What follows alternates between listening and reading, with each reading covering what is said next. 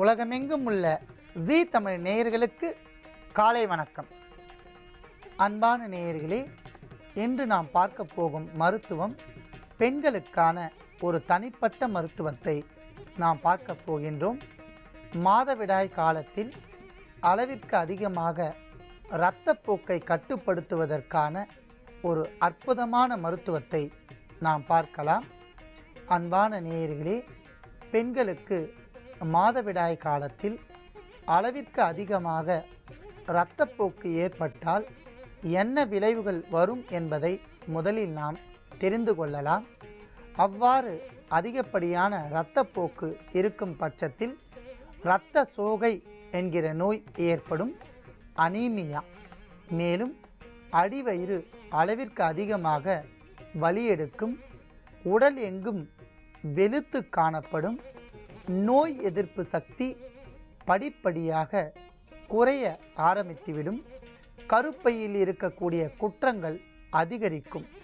இவையெல்லாம் அதிகப்படியான இரத்தப்போக்கு ஏற்பட்டால் வரக்கூடிய காரணங்கள். அவை வராமல் இருப்பதற்கான வழிமுறைகளை நாம் தெரிந்து கொள்ளலாம். அளவிற்கு அதிகமான இரத்தப்போக்கு ஏற்படாமல் இருக்க பெண்கள் அடிக்கடி மாதுளம் பழத்தை உணவாக எடுக்க வேண்டும். மாதத்திற்கு இருமுறையாவது நல்லெண்ணெயால் செய்யப்பட்ட உணவுகளை உணவாக எடுக்க வேண்டும். கேழ்வரகு, சாமை, திணை இவற்றை உணவுப் பொருட்களாக எடுத்துக்கொள்ளலாம். அல்லது அவர்கள் விரும்பும் வண்ணத்தில் உணவாக செய்து சாப்பிட்டு வரலாம். வாரத்திற்கு ஒரு முறை கண்டிப்பாக முருங்கைக்கீரையை உணவில் சேர்த்து சாப்பிட வேண்டும். மாதத்திற்கு இருமுறை பேரிச்சம்பழத்தை உணவோடு சேர்த்து சாப்பிட்டு வரலாம். இவையெல்லாம் அவர்கள் பயன்படுத்தி வந்தால் அளவிற்கு அதிகமாக இரத்தப்போக்கை கட்டுப்படுத்தலாம். ஒருவேளை அதையும் தாண்டி அளவிற்கு அதிகமாக இரத்தப்போக்கு ஒரு சிலருக்கு ஏற்படும். அதை தடுத்து நிறுத்தி அற்புதமான உடலை பாதுகாப்பதற்கான ஒரு மருத்துவத்தை நாம் பார்க்கலாம். அதற்காக இன்று நாம் எடுத்துக்கொண்ட அற்புதமான ஒரு மூலிகை தொட்டால் சினிங்கி. அன்பான நேயர்களே, இது ஒரு அற்புதமான ஒரு மூலிகை. லட்சுமி மூலிகை, இலச்சி, தொட்டால் வாடி என்று பல்வேறு வகையான பெயர்களில் இது அழைக்கப்படுகின்றன. மணல் பாங்கான ஓரத்திலும் செழிப்பாக நீர்நிலைகள் இருக்கக்கூடிய ஓரத்திலும் படர்ந்து ஊதா வண்ணத்தில் பூக்களை கொண்டும் ஒரு ரோஸ் வண்ணத்தில் பூக்களை கொண்டும் மொட்டுக்களாக பூத்து பின்பு காற்றில் பறக்கக்கூடிய பூக்களை கொண்டு செடிகளாக இது தோன்றும். இதற்கு சித்தர்கள் வைத்த பெயர், இது ஒரு உணர்ச்சி பூர்வமான ஒரு மூலிகை.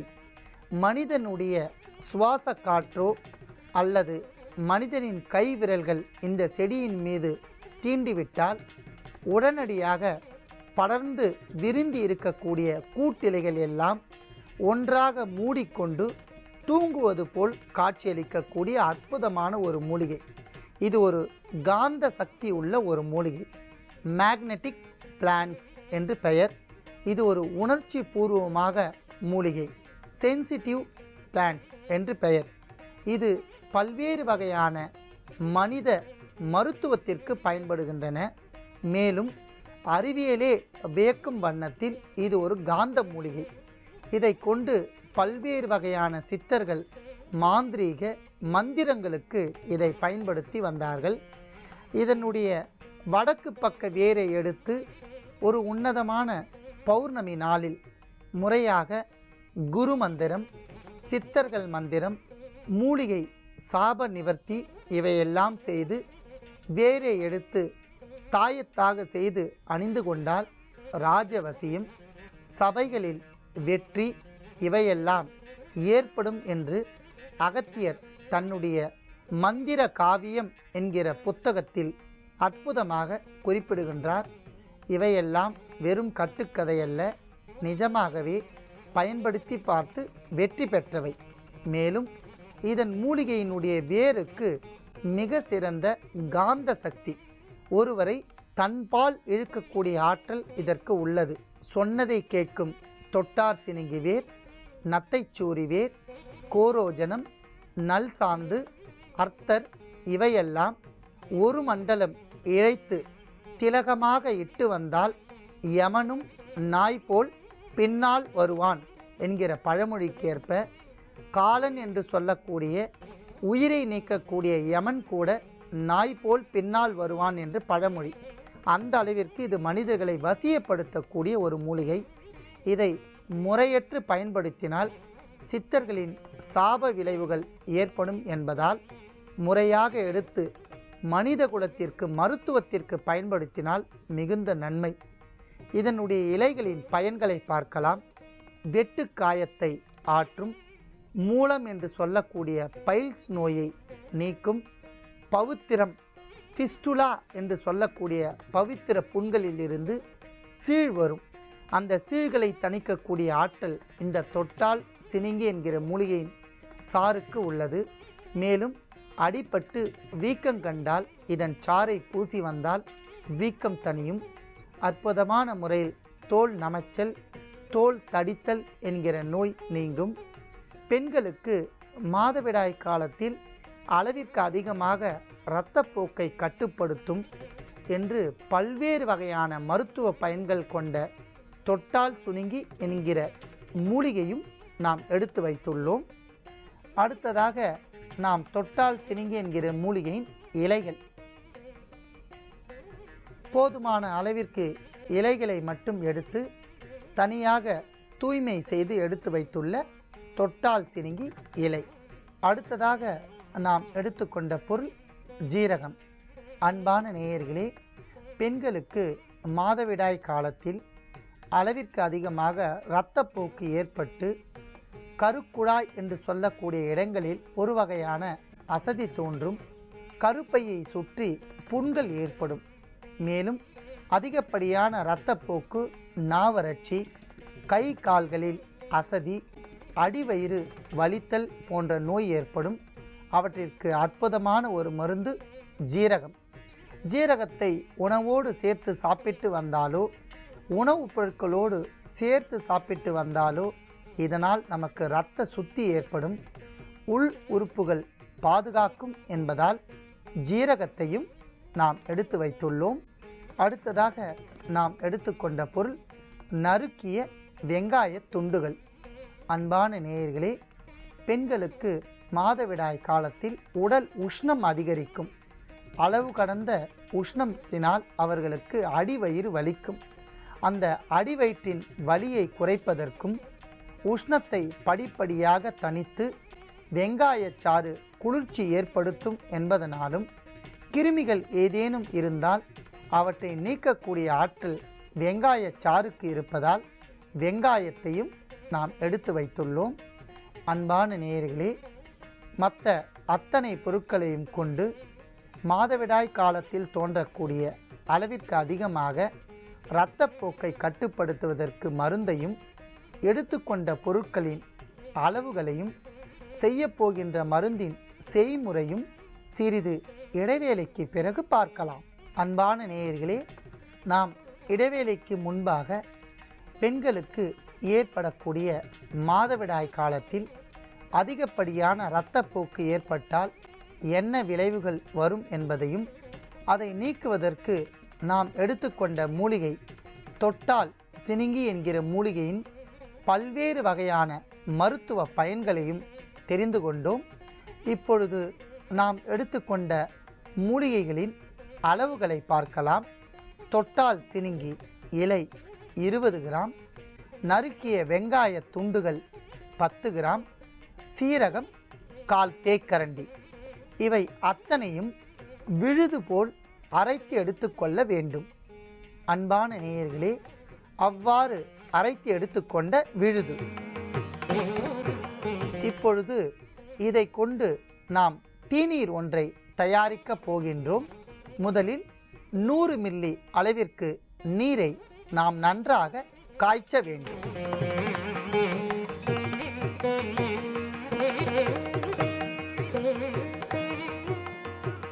அன்பான நேயர்களே, நன்றாக கொதித்து கொண்டிருக்கின்ற நீரில் தொட்டால் சினிங்கி இலையுடன் மற்ற பொருட்களையும் சேர்த்து அரைத்த விழுது அரை தேக்கரண்டி,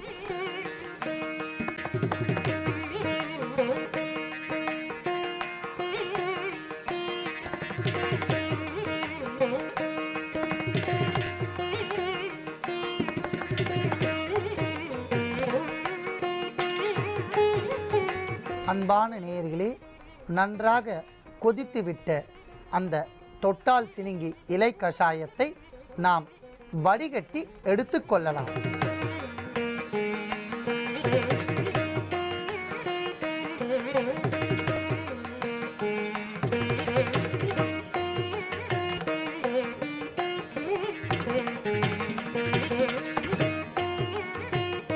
அன்பான நேயர்களே, பெண்களுக்கு மாதவிடாய் காலத்தில் தோன்றக்கூடிய அளவிற்கு அதிகமாக இரத்தப்போக்கு உடையவர்கள் மாதத்திற்கு 3 முறை இந்த தீநீரை தயாரித்து காலை வேளை உணவிற்கு பின்பு 50 முதல் 60 மில்லி அளவிற்கு பருகி வந்தால் படிப்படியாக அளவிற்கு அதிகமாக இரத்தப்போக்கு கட்டுப்பட்டு உடல் மேன்மையடையும்.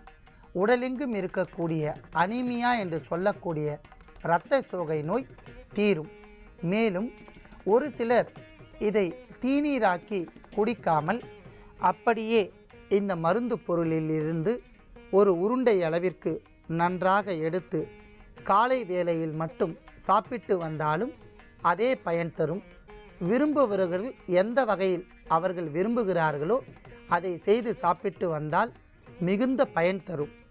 அன்பான நேயர்களே, அற்புதமான இந்த மருத்துவத்தை நோய் உடையவர்கள் பயன்படுத்தி நோயின்றி வாழ வேண்டுகிறேன். அன்பான நேயர்களே, சிறு குழந்தைகள் முதல் பெரியவர்கள் வரை வாயில் தோன்றும் கொப்பளங்கள், அதாவது அச்சரம் என்பார்கள், வாய் புண்களுக்கு ஒரு அற்புதமான மருத்துவத்தை நாம் பார்க்க போகின்றோம். பொதுவாகவே வைட்டமின் பி சத்து குறைவாக இருந்தால் உடலில் உஷ்ணம் அதிகரிக்கும். இதனால் வாய்ப்பகுதியில் சிறிய கடுகு அளவிற்கு சிறு சிறு கொப்பளங்கள் தோன்றும். அளவிற்கு அதிகமாக உணவு அல்லது காரம் பட்டவுடன் எரிச்சல் வரும். உதடெங்கும் வெடிப்பு தோன்றும். நாக்குப்பகுதி முழுவதுமாக சிறு சிறு கொப்பளங்களால் உணவே சாப்பிட முடியாத சூழ்நிலை ஏற்படும். உணவின் மீது வெறுப்பு ஏற்படும். இதனால் உடல் சோர்வு, ஒரு விதமான அருவருப்பு தன்மை இவையெல்லாம் தோன்றும். அதை பூரணமாக தணித்து கொள்வதற்கு ஒரு அற்புதமான நெய் ஒன்றை நாம் தயாரிக்கப் போகின்றோம். அன்பான நேயர்களே, சித்தர்களால் இரகசியமாக பாதுகாக்கப்பட்ட அற்புதமான தைலம் மற்றும் நெய் ஜீ தமிழ் நேயர்களுக்காக வேண்டி அதை வெளிப்படையாக இன்று நாம் மருத்துவமாக பார்த்து கொண்டு வருகிறோம். இந்த நெய் ஒரு அற்புதமான உடலம் தேற்றி குழந்தைகள் முதல் பெரியவர்கள் வரை யார் வேண்டுமானாலும் இந்த நெய்யை சாப்பிடலாம். அந்த அளவிற்கு இது தேகத்திற்கும் உடல் உஷ்ணத்தை தணித்து வாய்ப்புண்களை ஆற்றுவதற்கும் ஒரு அற்புதமான மருந்து. இப்பொழுது இந்த நெய்யை நாம் எவ்வாறு செய்ய போகின்றோம் என்கிற செய்முறையை பார்க்கலாம். முதலில் கரிசிலாங்கண்ணி என்கிற கரிசாலை இலை விழுது 25 கிராம், நல்ல சீரகம், நற்சீரகம் என்று பெயர், தூய்மை செய்யப்பட்ட நற்சீரகம் 25 கிராம், சுத்தமான நாட்டு பசுநெய் 100 மில்லி. கரிசாலை தினம் தினம் தின்று வந்தால் கல்லீரல், மண்ணீரல், சிறுநீர் நோய்களை போக்குவதோடு இல்லாமல் உடலில் ஏற்படுகின்ற உஷ்ணத்தை படிப்படியாக குறைத்து வைட்டமின் இ சத்தும் பி சத்தும் அதிகரித்து வாய்ப்புண்கள், வாய் வேக்காடு மற்றும் அதிகப்படியான காய்ச்சல் வந்த பிறகு ஏற்படுகின்ற வாய் கசப்பு இவையெல்லாம் தனியும் என்பதால் கரிசாலை இலை விழுதையும் நாம் எடுத்து வைத்துள்ளோம். சீரகம் வாய்ப்பகுதியில் ஏற்படுகின்ற புண்களுக்கு உள் உறுப்புகளில் ஏற்படுகின்ற பாதிப்பு ஒரு மிக முக்கிய காரணம். அந்த உள் உறுப்புகளில் ஏற்படுகின்ற பாதிப்பை தடுத்து நிறுத்தி புண்களை ஆற்றக்கூடிய ஆற்றல் சீரகத்திற்கு இருப்பதால் சீரகத்தையும் நாம் எடுத்து வைத்துள்ளோம். அடுத்ததாக நாம் எடுத்துக்கொண்ட பொருள் நாட்டு பசுநெய். மிக சிறந்த குளிர்ச்சி, தேகத்திற்கு அழகும் வன்மையை தரும், குழந்தைகளை அற்புதமான முறையில் வளர்க்கக்கூடிய ஒரு நெய் நாட்டு பசுநெய். மேனியெங்கும் இருக்கக்கூடிய உடல் உஷ்ணத்தை தணிக்கும் என்பதால் நாட்டு பசுநெய்யும் நாம் எடுத்து வைத்துள்ளோம். அன்பான நேயர்களே, கரிசாலை இலை விழுதையும் சீரகத்தையும் சேர்த்து நாம் ஒன்றாக அரைத்து எடுத்துக்கொள்ள வேண்டும். கரிசாலை இலைச்சாறு மற்றும் சீரகம் இவை இரண்டையும் சேர்த்து அரைத்த விழுது 40 கிராம். இப்பொழுது நாம் நெய் ஒன்றை தயாரிக்கப் போகின்றோம். அதற்காக முதலில் 100 மில்லி நாட்டு பசு நெய்யை வாணலில் இட்டு நன்றாக காய்ச்ச வேண்டும்.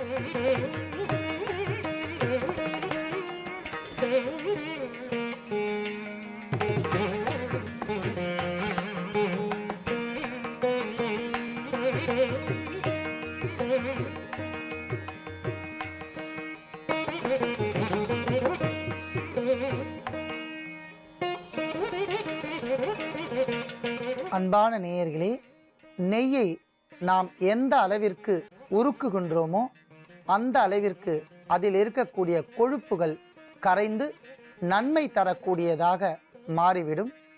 நீரை சுருக்கி மோரை பெருக்கி நெய்யை உருக்கி நாம் சாப்பிட வேண்டும்.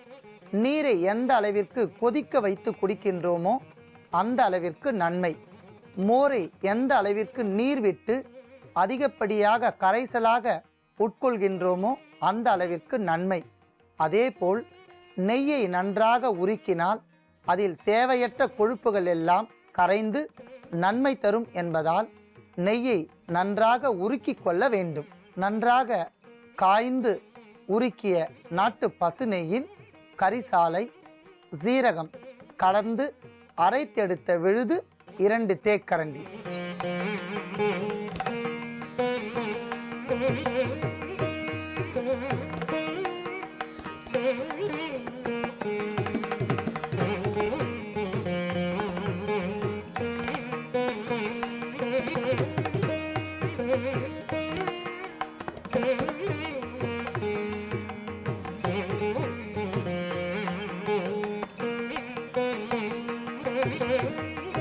அத்தனை பொருட்களும் நாட்டு பசு நெய்யில் சேர்ந்து நன்றாக பொன்னிறமாக வறுத்து நாட்டு பசு நெய் நறுமணத்துடன் இப்பொழுது கரிசாலை நெய்யாக நமக்கு மாறிவிட்டது.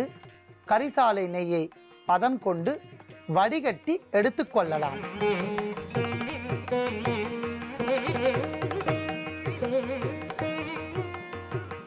அன்பான நேயர்களே, அற்புதமான நறுமணம் நாட்டு பசு நெய்யும் கரிசாலையும் ஜீரகமும் சேர்ந்து நன்றாக கொதித்து வடிகட்டிய கரிசாலை நெய் மிக சிறந்த உடலம் தேற்றி, உடலுக்கு குளிர்ச்சி, வாய்ப்புண்கள், அச்சரம், வாய் வேக்காடு இவையெல்லாம் அற்புதமான முறையில் தணியும்.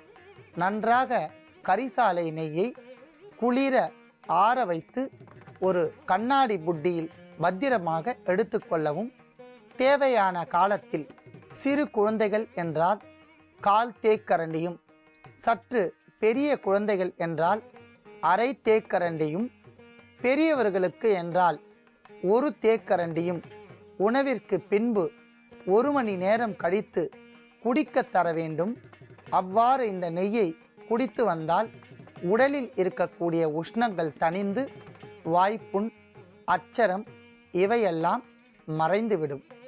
அன்பான நேயர்களே, மிகவும் எளிமையான முறையில் நாம் தயாரித்த இந்த கரிசாலை நெய்யை நோய் உடையவர்கள் பயன்படுத்தி நோயின்றி வாழ வேண்டுகிறேன்.